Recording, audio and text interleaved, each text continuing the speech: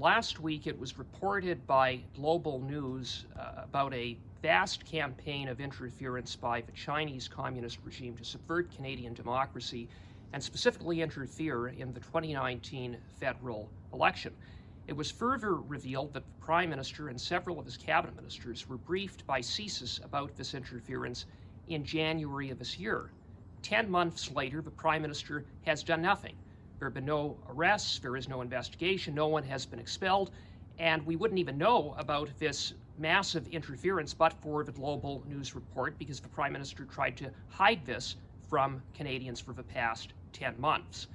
And so Canadians deserve answers. We need to get to the bottom of this interference. And part of getting to the bottom of this is to learn about what the Prime Minister and his ministers were briefed about by CSIS and why they have failed to act to stop this interference for the past 10 months.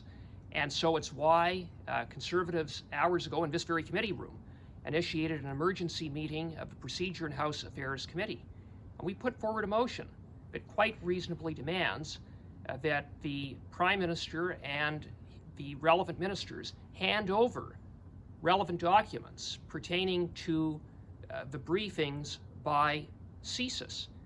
Instead of being open and transparent, the Liberals, with the support of their NDP coalition partner, eviscerated the production component of our motion. They removed the requirement that the Prime Minister's office turn over documents in its control and that of the relevant cabinet ministers. It begs the question, what is it that the Prime Minister and his ministers are hiding?